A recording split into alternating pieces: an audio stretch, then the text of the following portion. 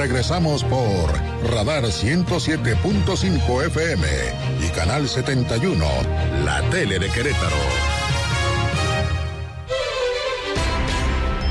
Bueno, muy amable, gracias. Las 7 de la mañana con 47 minutos, 7:47. Gracias por seguir con nosotros aquí en Radar News en esta primera emisión. Y bueno, nos estamos comunicando ya con el abogado Calixto de Santiago Silva, para hablar, expresidente, por cierto, del Colegio de Abogados Litigantes de Querétaro, para hablar de este tema que tiene que ver con la reducción de 15,000 millones de pesos al Poder Judicial de la Federación. Preguntas sencillas y claras y puntuales: si esto no afecta al tema de la impartición de justicia en nuestro país, si sí, de qué manera, si no, por qué. Y la otra, que bueno, también me parece importante, en el esquema de la división de poderes, si no se está debilitando la estructura administrativa, social, pues económica del Poder Judicial de la Federación. Escuchábamos y además conocimos algunas declaraciones que el día de ayer expresaba justamente mi querido abogado y bueno, expresidente del Colegio de Abogados Litigantes de Querétaro, sobre pues esta situación y esta realidad que afectará, en su dicho, pues esta situación que tiene que ver con la impartición de justicia. Mi querido Calixto de Santiago, ¿cómo te va? Te saludo con mucho gusto, mi querido amigo. Buenos días.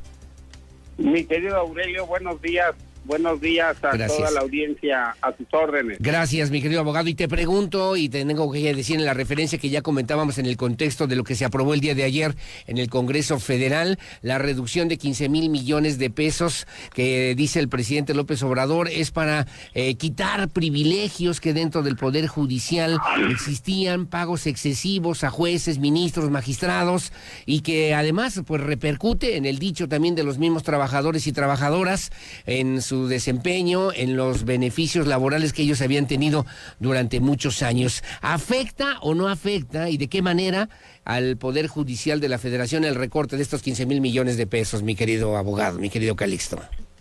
Voy a contestar tu pregunta con la siguiente interrogante a la audiencia y a tu persona. Sí. Y voy a poner un ejemplo porque ayer varios de tus compañeros tuvimos la oportunidad de encontrarnos a la entrada del Poder Judicial de la Federación, pero es algo que está sucediendo en Querétaro. Tenemos una audiencia programada a las 10:04 de la mañana, 11:04 de la mañana, en donde se están debatiendo ciertas cantidades importantes de dinero para una empresa y en donde otra empresa demanda cierta nulidad de dicho acto mercantil. Sí. En donde en una empresa tiene al menos unos 200 empleados directos y la otra tiene como 300 empleados directos. Sí. Están debatiendo millones de pesos. Sí. Entras a una sala de audiencia de un juzgado federal en donde no están las instalaciones debidas para un juicio de oralidad mercantil, y donde te tienen que poner sillas de chile, mole, pozole y de lo que sea. No pueden hacer practicidad de la oralidad mercantil que ya fue aprobado por los diputados federales, el Poder Ejecutivo, legislado de una forma idónea. ¿Por qué? Porque no han sido capacitados, porque no están las instalaciones físicas y porque en un juicio de oralidad que se supone que se tiene que desahogar en una sola audiencia, llevamos un año desahogando y posponiendo ciertas consideraciones porque materialmente no podemos agotar todo el día porque el juzgador tiene que ver otros expedientes y tiene que ver otra carga de trabajo excesiva que tienen. Vas a decir, ¿eso qué tiene que ver con la pregunta? Sí. Muy sencillo. Son 700 personas que dependen de ese juicio, que son personas que están oportunamente contratadas por unos empresarios y están dilucidando un tema en el juzgado federal. Si le restringe, si de por sí le está restringiendo, ahorita no tienen las instalaciones debidas y ahora le restringes doble, el 25% de tu presupuesto, ¿para cuándo la oralidad se va a instaurar en el Estado mexicano? Es así de sencilla la justicia. La gente no lo alcanza a visualizar porque dice que se haga justicia en los chivos de mi compadre, Sí. pero no en lo particular. O sea, no afecta solamente los derechos de los trabajadores, como ya bien lo refieres, que además de que se le aumentará la carga laboral, va a perjudicar, va a afectar de manera directa la impartición de justicia frente a las y los ciudadanos que están reclamando justicia, como dice la Constitución, que tú conoces mejor que yo, mi querido Calixto de Santiago, pronta y expedita. Claro, y esa es la parte fundamental que no se alcanza a observar. Sí. El tema institucional no es un tema de 3 años o 2 años o del presupuesto 2024. Es un presupuesto que se ejerció desde los principios de la independencia de México. Tal como lo refería José María Morelos, que todo el que se queje con justicia tenga un tribunal que lo escuche, lo ampare y lo defienda contra el arbitrario. El Poder Judicial Federal sirve para ello. Y es la obligación constitucional de los poderes, tanto el legislativo y el ejecutivo, de ayudarle al otro poder llamado judicial, para que tenga los recursos suficientes para darle justicia y darle gobernabilidad a este país. Si no tenemos justicia pronta y expedita, va a pasar lo que está pasando en Guerrero, lo que está pasando en Chiapas, lo que está pasando en Tamaulipas, en donde contratan sicarios para dar justicia. Y creo que a final de cuentas, el andamiaje jurídico que necesita este Estado mexicano es darle certeza a las instituciones en su crecimiento y en su fortaleza económica e institucional. Sí, certeza jurídica, certeza económica. Pero entonces voy a mi segunda pregunta. ¿Sí debilitaría en lo que también establece y consigna la Constitución mexicana del equilibrio de los 3 poderes, ejecutivo, legislativo y judicial, el dejar sin presupuesto al Poder Judicial, sí debilitaría esa relación equilibrada entre los 3 poderes del Estado, mi querido Calixto? Claro que sí. ¿Por qué? Porque es estrangular un poder que no ha seguido los designios oportunos que el presidente de la República ha querido en el Estado mexicano.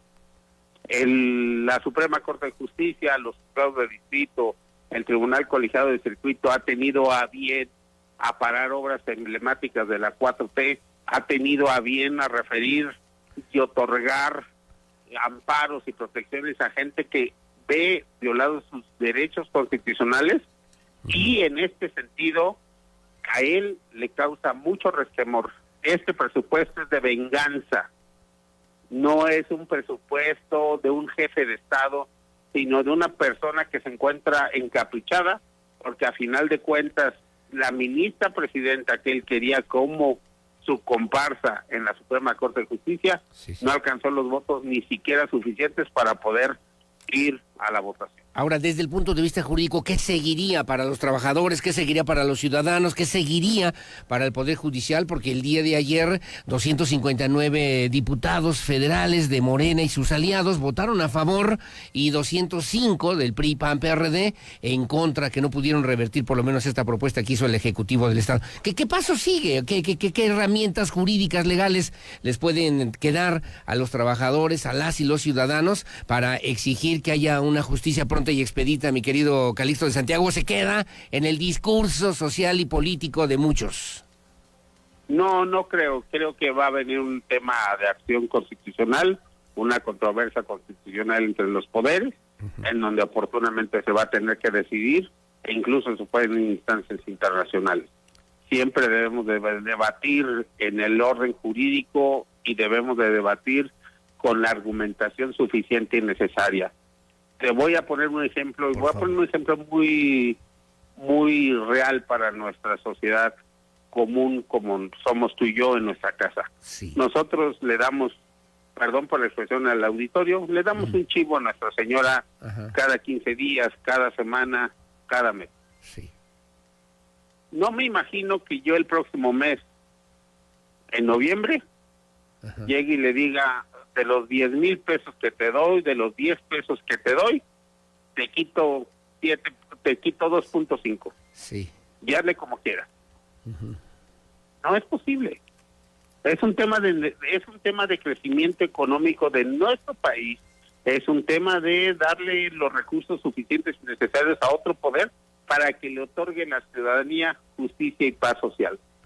El Poder Judicial da justicia y paz social.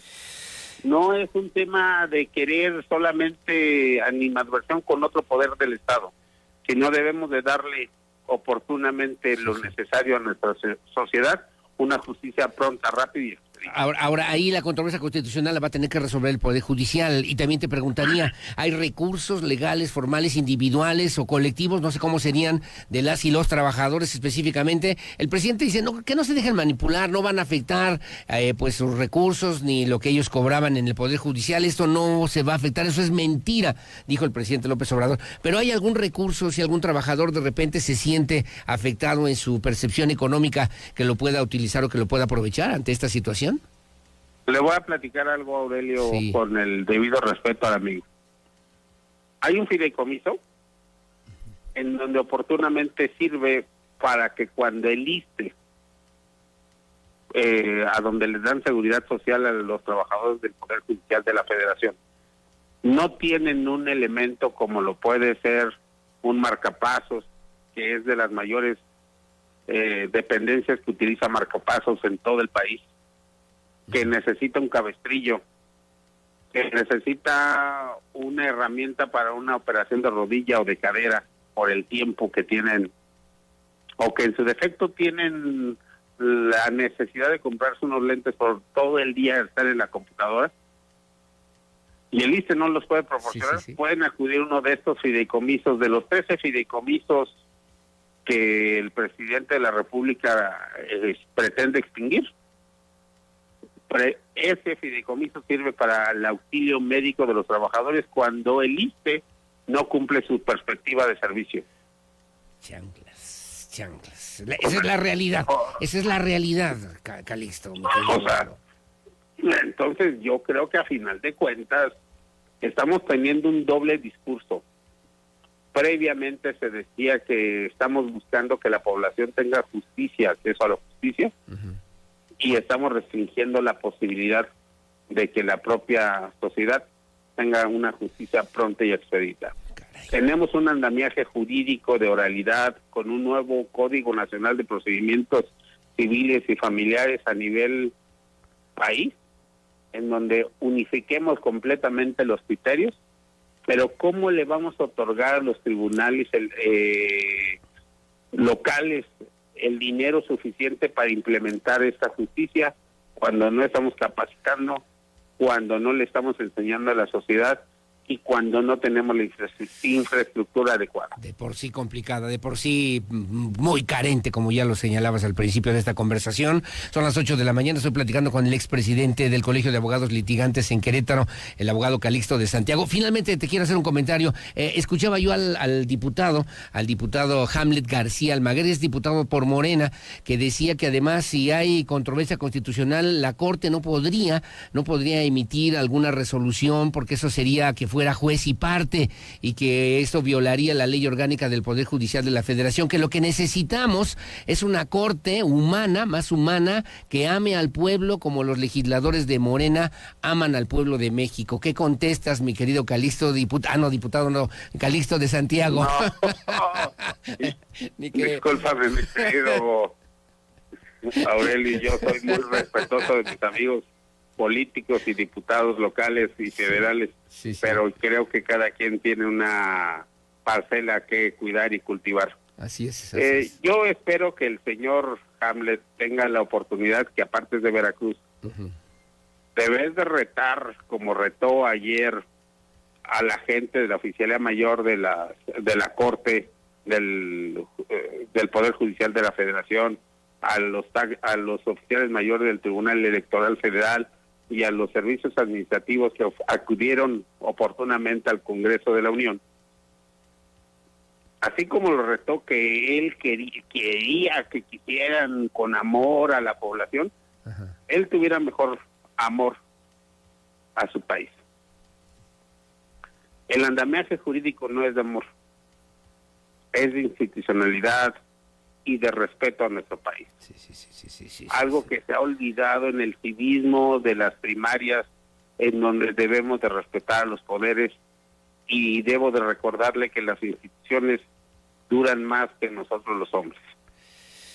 Las instituciones es un andamiaje de largo calado, mientras que los puestos de diputados locales, federales, presidentes municipales, gobernadores y presidentes de la República son de un tiempo tan falaz de 3 y 6 años. Perenne, dirían los clásicos. Mi querido abogado Calixto de Santiago, te mando abrazos el día que quieras, si puedas, si te den chance, aquí te esperamos para que podamos platicar de estos temas que son importantes, importantes para todos, sin duda alguna, mi querido Calixto de Santiago.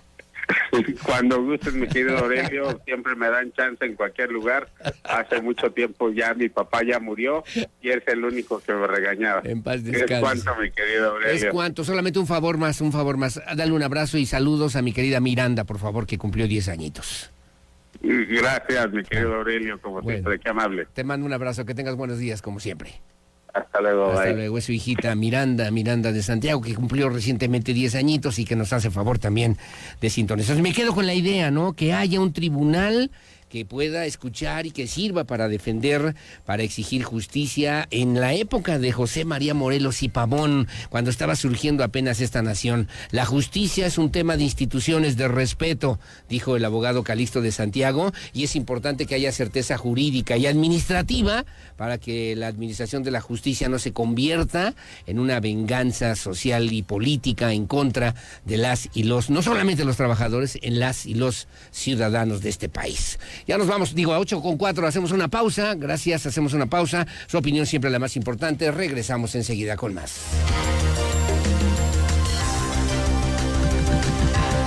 Acompáñanos a un corte comercial. Regresamos con más en transmisión simultánea. Radar TV, conectando emociones.